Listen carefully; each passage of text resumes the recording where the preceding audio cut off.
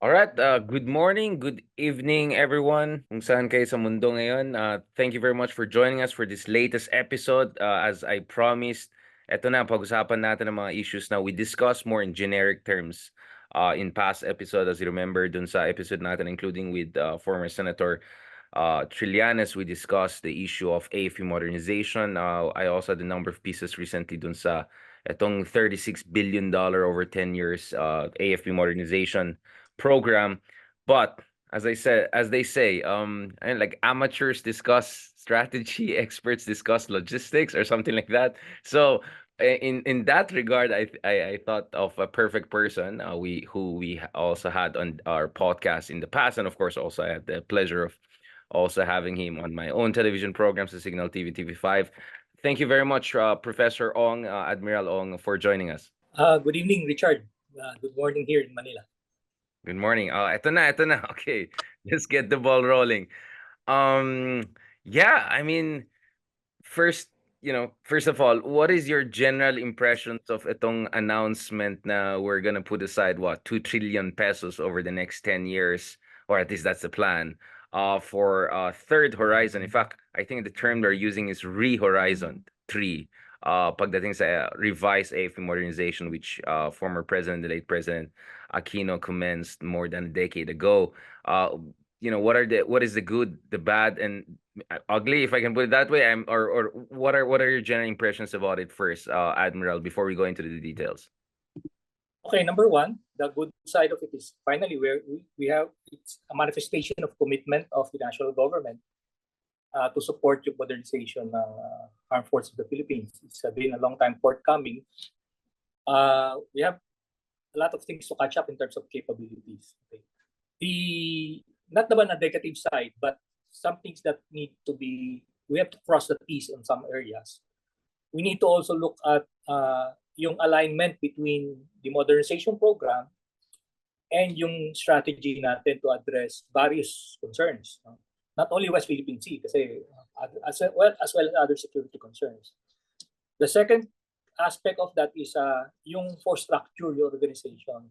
Kasi you might be organized like for the Napoleonic Wars, for linear warfare, but you're already introducing equipment that, like this example, the machine gun, that is actually the solution against linear warfare. So parang logistics or equipment should be aligned with strategy and organization as well. So that's the good part. Are there things that hindi naman bad, I mean, kasi it's still early pa, pero meron bang mga bagay dyan, Professor Ong, in terms of, are there areas of concern, or are there areas that you want to see more details and clarifications from our officials? Well, not exactly details now, but my concern is the supply chain issue. Okay. For example, you're gonna buy a printer. Tapos when you bought a printer, you only plan for 1 or 2 sets of the cartridges. Okay.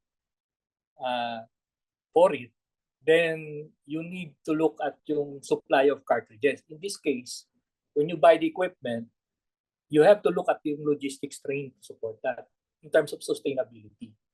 Okay. More particularly, if you're buying high-end type of equipment na merong maintenance intensive, okay, and requires training not only personnel but actually adhering to yung maintenance cycle religiously. So that's one. Pangalawa, and this is arising from yung observations natin from the Ukraine-Russian conflict. Tapos yung what's happening now in the Red Sea, and also yung Israeli-Hamas conflict, is while we go for sophisticated weapon system, there is value to looking at asymmetric and cheaper weapon system. Kasi there, in terms of sustainability, mas madali. And we cannot rely on the current business model that we buy it from abroad. If we opt for less sophisticated, cheaper but effective weapon system, we need to look at developing them in country rather than buying them from abroad. So that takes care of the supply chain issue that I was talking about earlier. And right. yeah, Please go ahead. we need to rethink yung solutions natin to tactical or strategic problems. For example, in Ukraine, they were able to actually contain yung Russian Black Sea Fleet with a non-existent Ukrainian Navy based using primarily land-based defense systems. Okay, so that's an asymmetric solution to a problem, which is the Russian Black Sea Fleet. So we need to think in those terms. We need to think asymmetrically when we look at yung mga tactical problems that confronting us here in the West Philippine Sea and other security concerns. Right. I mean, there's a lot that we can go to, and we can talk from the Azerbaijan-Armenia conflict in the Caucasus all the way to Ukraine conflict, especially in the Black Sea, and then what's happening in Houthi, Red Sea, among others. But before we go more into detail, as far as drone warfare and all sorts of asymmetric warfare is concerned, balikan natin itong mga conventional capabilities that we're looking at developing in the coming years. Of course, isa dyan yung mention ng, of course, your Navy po yung background niyo, Admiral. Submarines. Talking about 2 to 3 submarines, I mean, I heard some regional specialist or a commentator saying that 3 is the magic number. In fact, I think the South China Morning Post in Hong Kong had a piece on that actually 3 may look very few on the paper, but it could give us the kind of flexibility and operational capabilities that could be potentially even game changer down the road. But obviously, this is very much 10 years, 15 years from now. But first of all, what is your thought about 3 submarines? Not only 1, not only 2, but 3 submarines. If last time I checked, Vietnam has 6 kilo-class submarines, the more modern versions they got from Russia. Malaysia has it. If I'm not mistaken, even Myanmar has submarines. Isn't it time for the Philippines to have submarines? And is 3 the magic number? Yeah, I would agree. 3 would be the magic number.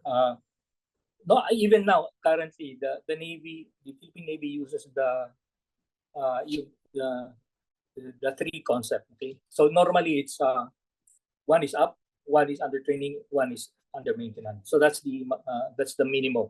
Okay, but of course, minsan increase yan to 6 or to 9. So multiples of 3. Okay, so 3 is the basic 1 up, 1 on training, and 1 down.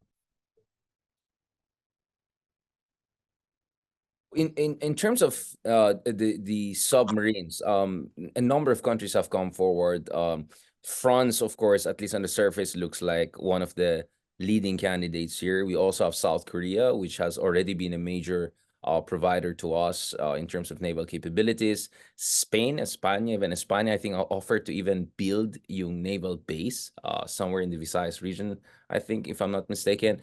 May mga nachismis sa akin dito sa Washington DC na may mga kaibigan natin. Maybe the Italians may also come out of nowhere. I mean, of course, you're not part of the bidding commission and all, and I'm not asking you to weigh the scales and all of that, but put your thumb, on the scales. But what is your sense with all of these different options coming in? I mean, at least on the surface, what do you feel about it? Okay, siguro before I answer that, I backtrack muna natin why a submarine. Kasi Ayaw nga pala, no? We just said bakit magic number 3, pero we didn't explain why submarines. Yeah, because there's a current discourse.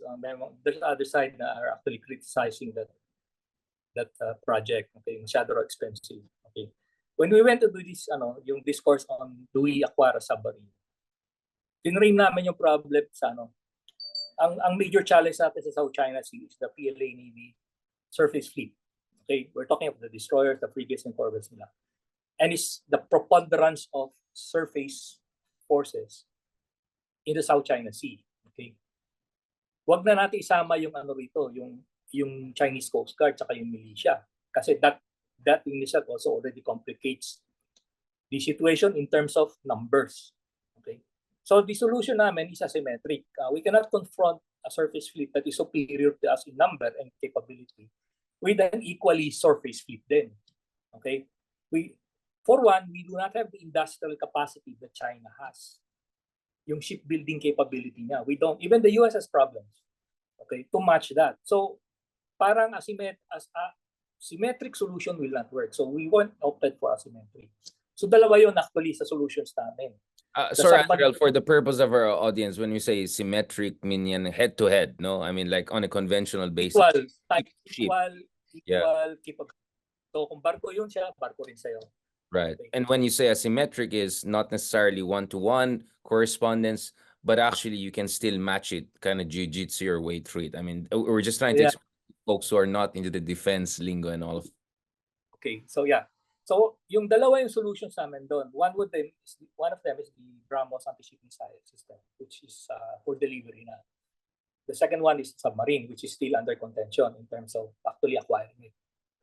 Now, moving forward, yung question mo, which is the better alternative. Now, when we frame the acquisition, ang ano namin dito is this is not a Navy project. This is not even an AFP project. This should be framed as a national project. And when we do that, we're not just buying the submarine, whether that's 2 or 3. We're buying a capability, but also yung industrial ecosystem to support that. Okay? Kaya when we are into negotiation, ang ano namin is, ano yung in terms of what do you add to the basket of goodies, kumbaga. So we're asking for technology transfer. Package, no? Package deal, yeah. Yung package na. We're looking at, kasi we need to link up with private sector. Kasi private sector will be the recipient of the industrial component of this engagement. Then we were also considering, we will also look in negotiations, we also ask for, can you help us improve our STEM education in specific schools? Yung science, technology, engineering, math. Kasi you need yung manpower part, you need those manpower, number one, to support the industrial base, and later in the future, sila yung mag-ooperate ng submarine. Okay? Kasi you cannot employ or use people na yung training niya or yung academic, yung industrial capacity is the human way also to support that entire ecosystem to support the submarine. Human capital to operate the hardware. Admiral, aside from the human capital to operate it, of course, there's also discussion of kind of a overarching strategy or grand strategy. What is the broader grand strategy that you think the Philippine defense establishment has to develop in terms of armed forces of the Philippines?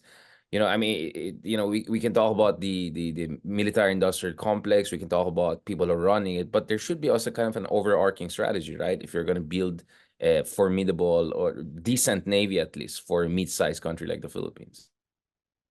Well, the Navy has worked on an archipelagic defense strategy before, and the Marine Corps independently has developed its own archipelagic coastal defense strategy. So, yun yung grounding. Explain this to again. Sorry, Admiral. Again, our audience is not folks like us. Our audience is just like folks who are not necessarily here for defense issues. Perhaps they're here for political issues or marites or, I don't know, glutathione. So for the purpose of our audience, can we explain what do we mean by archipelagic defense or coastal defense strategy? Simple lang natin para sa ating audience. Well, in plain language, ang Pilipinas is made up, is an archipelago. Okay.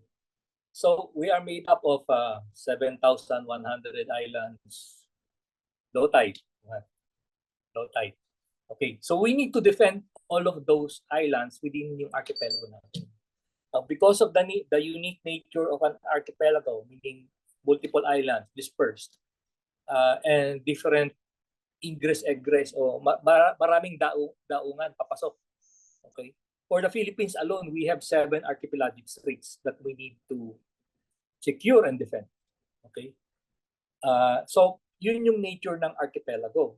So that means yung strategy mo o yung konsepto mo para depensahan yung archipelago mo should fit the nature of the country natin. Meaning, you have to consider na marami tayong island groups, marami tayong maraming entrance o access ways inside, into, and out of the Philippine archipelago. So, yung strategy natin must be able to look at how do you now defend the archipelago natin. Okay, now that we have clarified some of these basic terms, yung archipelagic defense or coastal defense capabilities, so balikan natin ito in terms of conventional capability development. I mean, is there like a is there a sequencing here? Is there a kind of like, I don't know if you can sandwich it like a little bit of this, a little bit of that? Can you lasagna it? Like what is the optimal mix of capabilities we're looking at, given the limitations of our budget and given the time frame we're looking at and given the urgency of the threat that we're facing? I mean, again, if you were to make up a menu, right? Like parang ano tayo, mga war simulation, right? You were given 10 points. How are you going to divide it among certain capability development, like 1 point here, 2 points here, 1 point here? What would be the reasonable kind of mixture for you, Admiral? Well, if resource is an issue, meaning your budget is an issue, then Well, you have to your prioritize. budget is 2 trillion pesos over 10 years, right? So, yeah. So roughly, roughly 200 billion a year, something like that, right? Yeah. $3 to $4 billion a year, let's say. Okay, ang challenge na yun, and I haven't seen the list no, nung Horizon, so we're actually basically speculating it. But whatever's on that list, the question now is, yung capabilities that you're trying to acquire, will it address the immediate challenges or threats sa archipelago mo? Okay. So I mentioned yung on the part of the Navy, ang existential challenge sa amin 2016, and I think it's still existential challenge even now, is the PLA Navy Surface Fleet. Okay. Kasi yun yung driver ng strategy ng China sa South China Sea. Okay. So, to deal with that, we have considered yung anti-ship missile system, we have considered yung submarine, okay, as yung flagship weapons mo to address threat. But yung mid-level threat, yung Chinese Coast Guard and yung militia, using an anti-ship missile system is an expensive proposition. Kumbaga, yung return for investment mo, para bang gumamit ka ng certain weapon system tapos ang target mo bangka. Okay. You will obliterate it, but the question is that's not the way to do business in terms of ROI. Okay. You're wasting resources. So we need to look at yung mid-level threat at saka yung low-level threat. For example, yung militia. Ang nakalimutan kasi natin, we look at the militia, yung fishing vessels, tagaharang at taga-blockade ng Coast Guard natin at ng supply boat. But remember, these platforms are, yung design niya can be used for mine warfare. Pwede sila magdala ng naval mines, and i-lay out yan doon sa ating coastal waters or doon sa, let's say, mouth of Manila Bay or Subic Bay. They can be used for surveillance. And I think the larger militia vessels can accommodate yung lighter or smaller missile systems. Okay? So, ibig sabihin, may force multiplier doon. So, yung low end na yun, I think the appropriate weapon system would be drones. Okay? Para ma-address yung problema na yun. And we need, kumbaga, expendable drones to address the threat. So, that's one. Now, we also need to look at yung how do we defend yung islands natin. Okay? If you go back to World War II, some of our islands were isolated kasi binaypass naman sila ng Japanese forces. They were isolated. Until binalikan na lang sila nung nag-consolidate na yung forces nila ng Japan sa Pilipinas. So, we need to design yung defense system ng islands natin as stand-alone. They can operate independently. Kasi unang magbe-breakdown sa'yo dyan, communications. Okay? You must assume that your communications will break down. That will be the first thing na sisira, na i-deteriorate. At targetin ng kalaban. So you must design yung homeland defense mo for low-tech warfare. Low-tech warfare siya. Kasi the more low-tech yung warfare mo, the more resilient yun. Okay? Kasi if you go for sophisticated web systems, whether it's weapons or support systems, doon naman nag-ooperate yung natin yung mga adversaries natin. Okay? So it's better to look for ways in this. Kung kailangan na, we go back to Morse code tsaka ham radio. Okay? As a backup system. Just to ensure that yung Homeland Defense mo will continue, will persevere even in a non-permissive environment. Okay? Sa ano. So Then, yes, please, Admiral, go ahead. Kasi we're talking of the physical side, whether yung sa ere, sa dagat, o sa lupa. But yung non-physical should also be considered. So yung cyber, marami pa tayong kailangan gawin para to be able to say na we are confident in defending our cyberspace. Kasi right now, my personal view is private sector is the one taking the cudgels in terms of defending yung private sector. Okay? And government is still in that level of trying to step up to the challenge. The second one is yung public opinion is also a battle space. And alam mo naman yan, Richard, meron tayong information war ongoing right now. Meron tayong counter propaganda. I have no idea. I'm totally shocked. I've never seen any China makapili club around. Yeah. So that's also part of warfare. Okay, and I think we've been good at it, in countering it, but who knows? Okay? Don't be complacent. Yeah. No room for complacency dito sa cognitive warfare nila. Yeah. Admiral, again, before we go to the asymmetric and cyber, I think those stones are definitely important. Thank you for pointing them out. Ang point ko lang kasi may plano talaga magkaroon ng acquisitions ng mga conventional capabilities. So a few submarines, multi-role fighter jets, perhaps more of supersonic missile systems, if not hypersonic. Like, I completely get your point. Now we have to go for highest ROI for what we can develop in the shortest possible time, what we can maintain. But what do you think is the minimum level of conventional arms acquisition that we have to go for? Like 3 submarines looks like reasonable to you, right?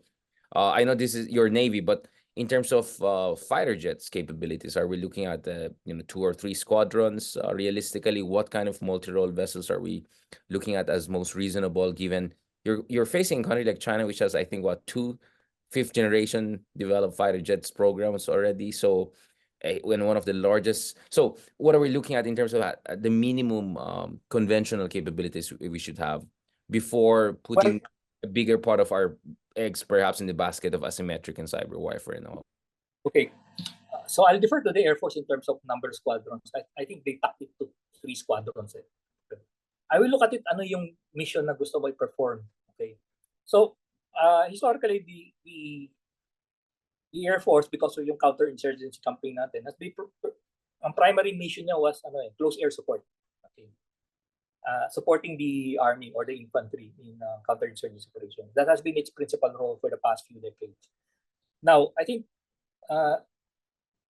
the Air Force if they want to go conventional in terms of conventional terms, they are looking into air defense. Okay, that means they need to establish the ability to protect yung PADIS natin, yung Philippine Air Defense Interdiction Zone. Okay, so you need fighters, air superiority capability.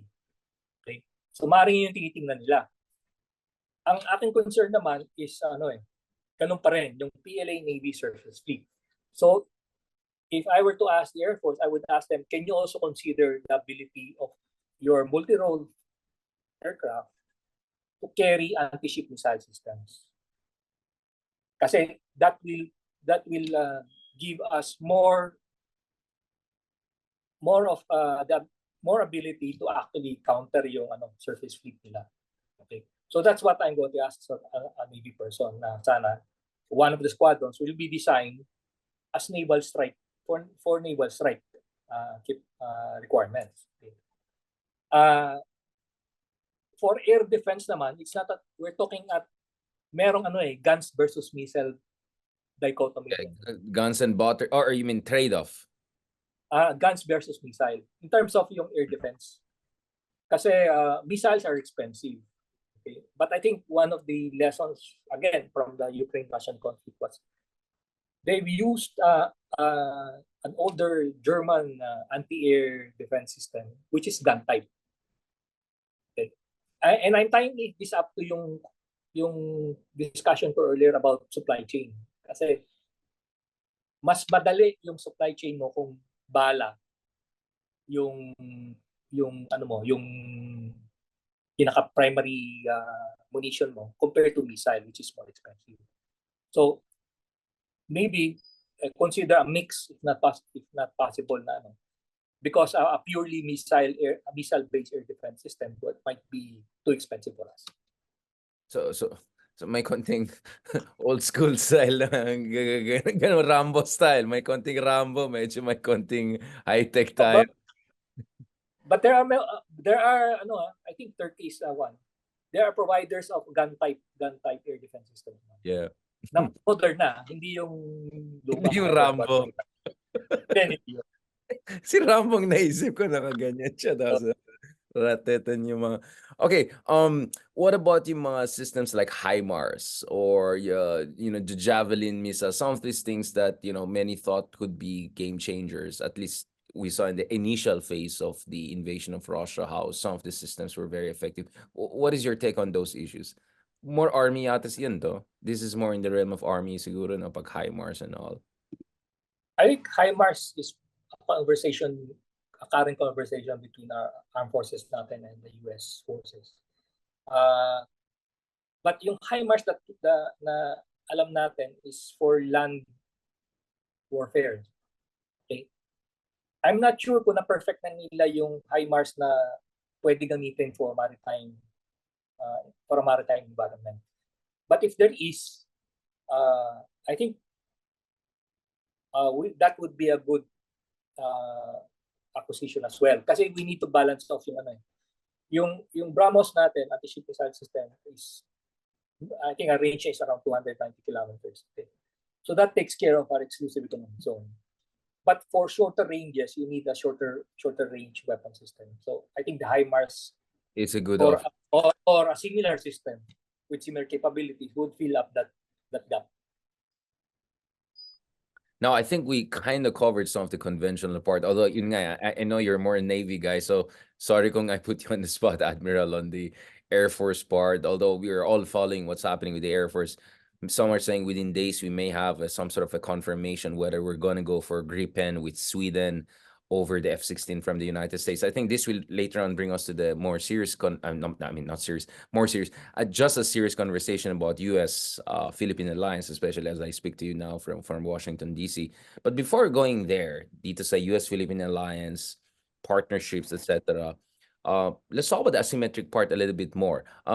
Let me push things a little bit. I mean, do you think it makes sense for the Philippines also to have not only, I don't know, suicide drones, autonomous suicide boats, yung mga ganyan na ginagamit ng some of the forces in the Middle East, for instance, as a kind of a deterrent on potential weapons against the US if things go down the road, go downhill all the way. But also in terms of, I don't know, I mean, pwede rin tayo mag-develop ng mga militias natin. I don't know, put some of our feistier Filipino people there. I mean, what are we looking at here? Kasi obviously there's always this escalation domination, right? I mean, if we have for every 100 drones we can deploy, I think the Chinese can deploy 1 million drones or something. You get what I'm saying? It's not like China is not a master of asymmetrical warfare itself. I mean, in a way, we're saying let's do to China what China wants to do to the US, right? Their developments of ACBMs, their developments of all of these drone systems. What are we looking at here? Do you think that the Philippines should also develop its own drone industry? I think Ukraine has done a pretty good job of going from zero to something, not maybe hero yet, but realistically, in terms of kasi supply chain yung pinag-usapan natin, do you think the Philippines is also in a position to develop its own drone and some of the asymmetric capability development industry, assuming we can get the semiconductors and all from Taiwan and other countries? Yeah. Well, I would agree dun sa proposal na to build our own drones dito sa Pilipinas, no? But yung context niya is dapat we already have yung ecosystem niya would be the Self-Reliance Defense Program, yung SRDP. dapat ilatag na yun because there are some legal things that you need to undertake first para that can be a viable ano. So we're not only talking of drones, no? We're talking of how do we create a viable defense industry in the Philippines to support its own requirements. But in our conversation with my colleagues about defense industry kasi, you cannot develop that type of industry na ang market mo is armed forces lang. Hindi pwedeng Pilipinas lang. If you are going to pursue that type of industry, you need to think global. You need to think of a global market or at least a regional market. Kasi kung hindi siya viable, the worst thing that we can Economies do of is scale. You mean the economies of scale? You have to produce at a certain scale with certain market. Otherwise, your margin small is too thin to make it viable. correct. The point is, government or the armed forces should not be in the business of conducting business. Okay, we should let private sector perform this function. But for private sector to have a buy-in on this type of activity, it must be profitable. Okay. So the ecosystem, the legal and the industrial ecosystem for that must be ilatag mo muna. Then we can talk about setting up a drone factory in the Philippines, whether that is for maritime or land or air. Then naiayos mo na yun, nailatag mo na maayos. Right. Interestingly, just the other week there was a delegation of more than 20 Indian companies that visited the Philippines, and per the Indian ambassador, what the Indian companies are looking at is not just making us their latest, I don't know, third world client, but they're looking at joint ventures. They're looking at giving us even soft loans and all to kind of develop also our industry, in terms of development of, I don't know, armored vehicles, who knows, maybe drones, some of these things. What do you think about that? Do you think maybe that's the way forward, that we have joint ventures? I think Indonesia, for instance, has a joint fifth generation fighter program with South Korea, right? Do you think that's kind of the way forward? Kasi medyo behind the curve tayo, but at the same time, we're a mid-sized economy, a fast-growing economy. I think we can do better than just buying from different countries, right? But maybe joint ventures with some of the mid-level countries like India, or more than mid-level like South Korea, is perhaps the way forward. Yes, joint venture and tech transfer goes hand in hand. And of course, babalik tayo yung conversation natin earlier, yung foundation yun. Ang foundation muna would be for tech transfer to take place, you also need to develop yung industrial capacity. And of course, yung STEM, yung humanware mo. Okay? Now, ang kagandahan dito, yung sa Indonesia naman, actually nakakalungkot yun. Kasi the Air Force is buying aircraft from Indonesia. Okay. Mga trainer, yeah. Yeah, no, transport, light. Oh, yeah, even the light transport. Not to mention yung mga barko din natin, nakukuha natin sa kanila, di ba? But yung industry nila na yun, pinag-aralan nila yung corporation natin dito sa Pilipinas. Binalik nila sa Indonesia, and they made good with running that concept. Sa atin naman, nag-fold up, hindi nag-prosper yun. Okay, parang yung same situation as yung IRI, yung rice. Yes, the rice. Vietnam, Thailand learning from us, and then they learn from us. Then niluto tayo sa sarili natin mantika. Okay. Yung sa Indonesia naman, yung shipyard, I think quality-wise, we're better than them in terms of quality. But they're just better in terms of yung running that industry. And hindi ko alam, there are some factors here that actually that prevents us from progressing.